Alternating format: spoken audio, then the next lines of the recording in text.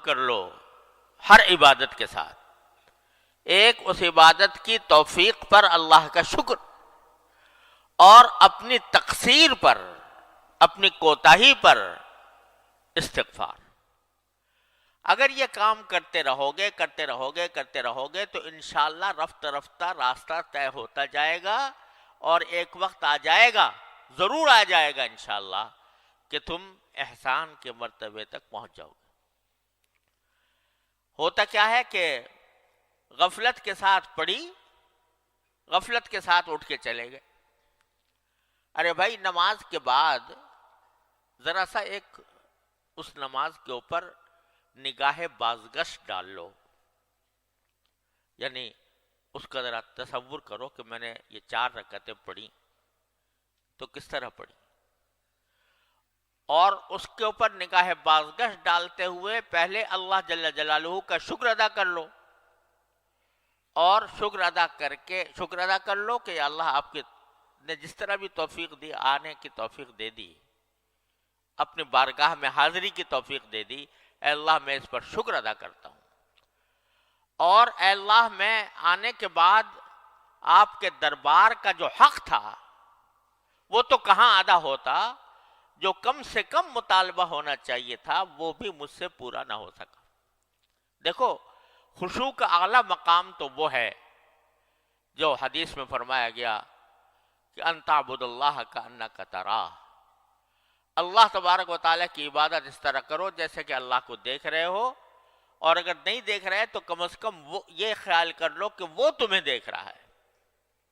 اعلیٰ مقام تو یہ ہے کہ پوری نماز میں اول سے لے کر آخر تک بندہ اللہ تبارک و تعالیٰ کی طرف متوجہ رہے اور یہ سمجھے کہ میں اللہ کو دیکھ رہا ہوں یا اللہ مجھے دیکھ رہا ہے.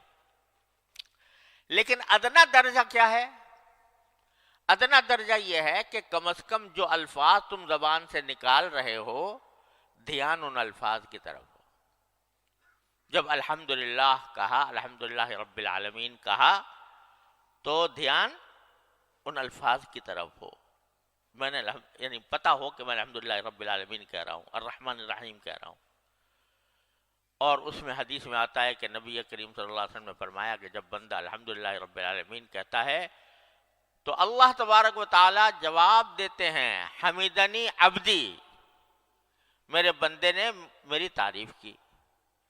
جب الرحمن الرحیم کہتا ہے تو اللہ تعالیٰ جواب دیتے ہیں کہ اثنا علی عبدی، میرے بندے نے میری ثنا کی.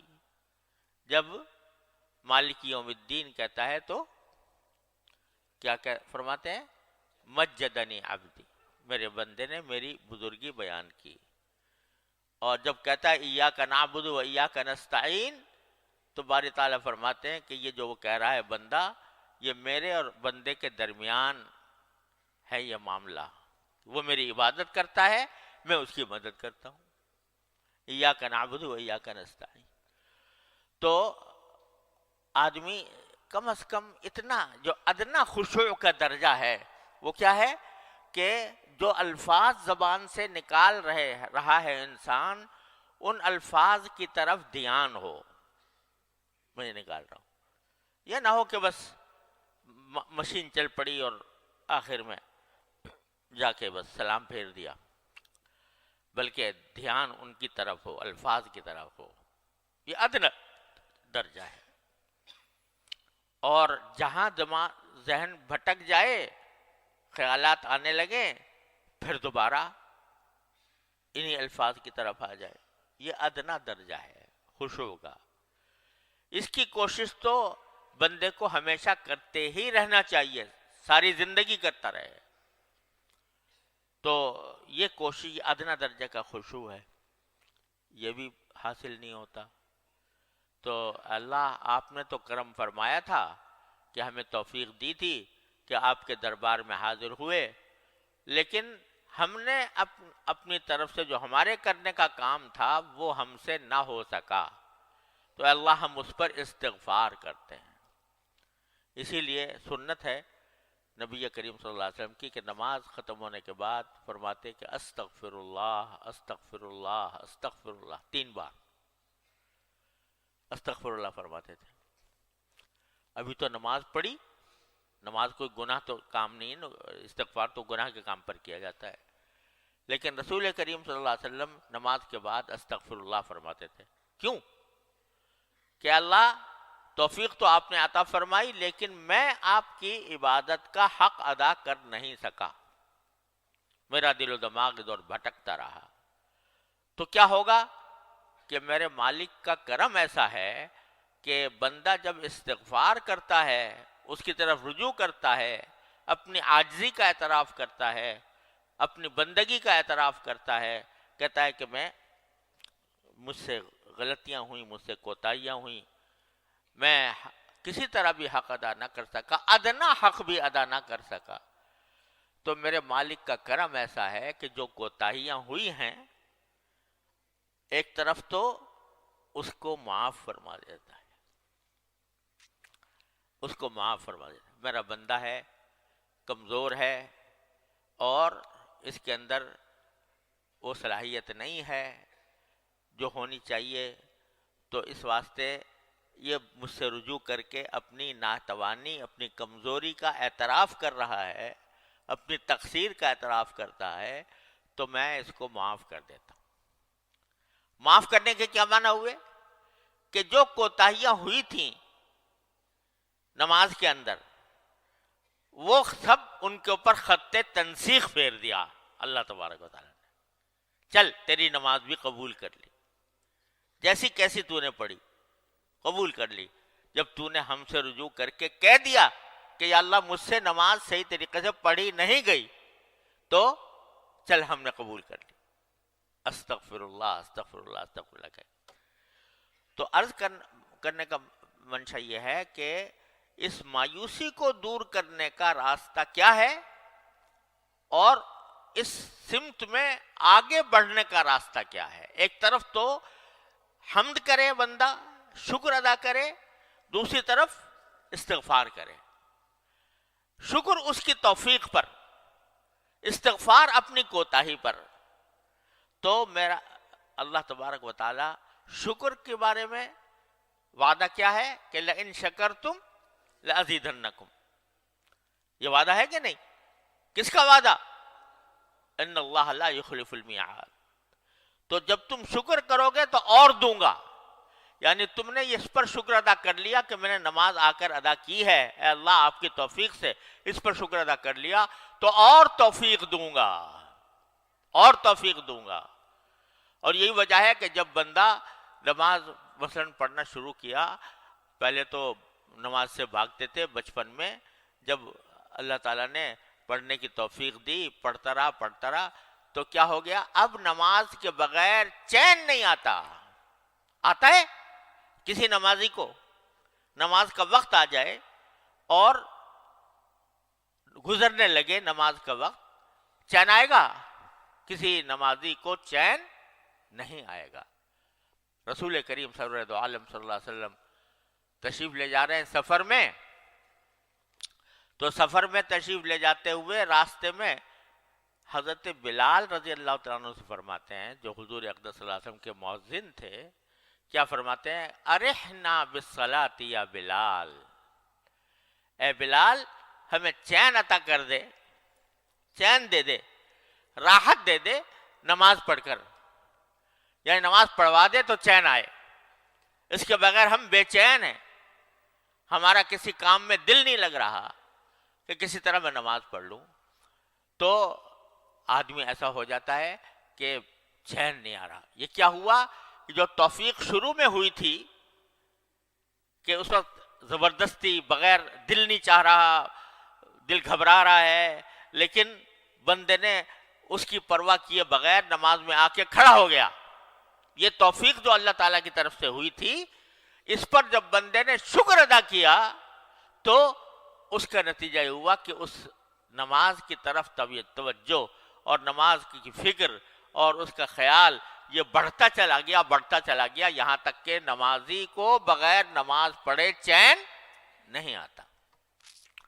تو یہ شکر کی خاصیت تو یہ ہے کہ اب شکر کیا تم نے اور تمہیں توفیق دیں گے، اب شکر کیا اور توفیق دیں گے.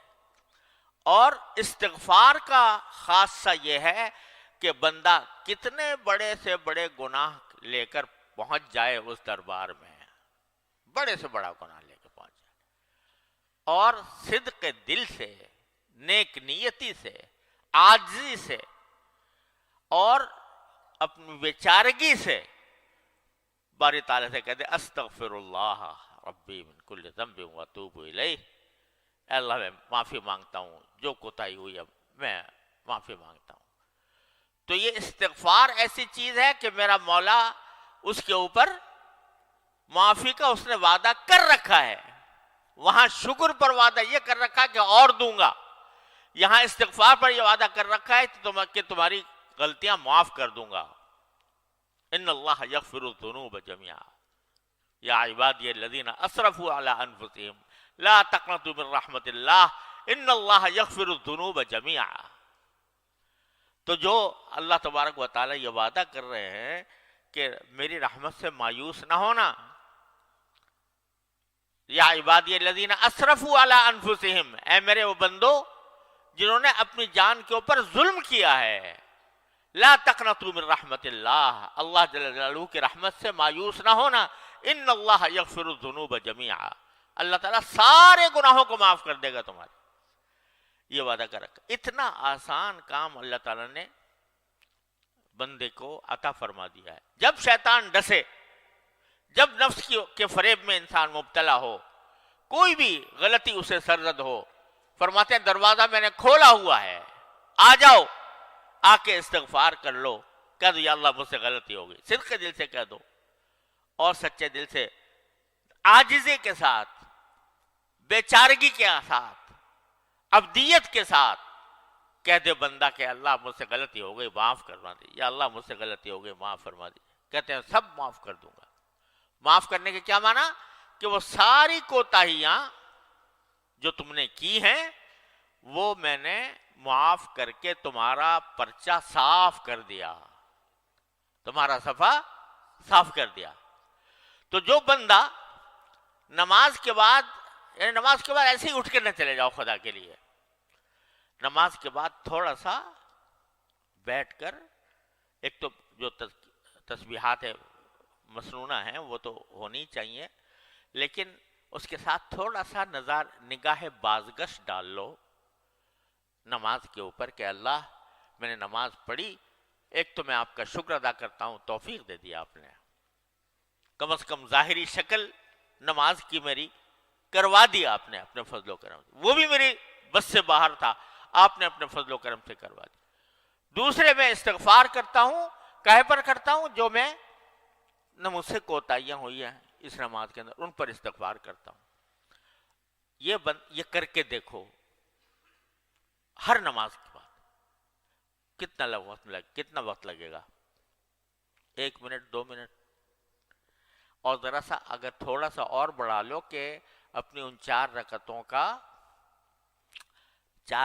کا جائزہ لے کے دیکھو، میں نے تکبیر تحریمہ ٹھیک سے ادا کی تھی، میں نے سورہ فاتحہ ٹھیک سے پڑھی تھی، میں نے رکوع صحیح طریقے سے کیا تھا، میں قیام صحیح طریقے سے کیا تھا، میں نے سجدہ صحیح طریقے سے کیا تھا، اور ساتھ میں یہ کہ میرا دھیان کہاں تھا، میرا دل کہاں تھا، دماغ کہاں تھا، اس کا ذرا سا جائزہ لے لو۔ تو بہت ساری جگہ پر تمہیں نظر آئے گا کہ یار یہ تو نماز تو پڑھی بے شک، لیکن مجھ سے نہ الفاظ کی طرف دھیان ہو سکا، نہ اللہ تعالیٰ کی طرف دھیان ہو سکا۔ تو جب یہ تصور آئے تو شرمندگی تو ہوگی، ندامت ہوگی، اس ندامت کے لیے کہہ دو استغفر اللہ استغفر اللہ استغفر اللہ، اللہ تبارک و تعالیٰ کے سامنے بارو۔ تو ایک طرف حمد شکر، ایک طرف استغفار، یہ 2 چیزیں مل کر تمہاری اس نماز کو پہلی نماز سے بہتر بنا دیں گی، اور جتنا زیادہ کرو گے، روزانہ کرو گے، ہر نماز کے بعد کرو گے، تو انشاءاللہ دیکھنا کہ اللہ تبارک و تعالیٰ کی طرف سے رحمت کا معاملہ ہوگا، اور پھر آئندہ تمہارے نماز کے اندر جو خشوع ہے اس کی مقدار بھی انشاءاللہ بڑھتی چلی جائے گی۔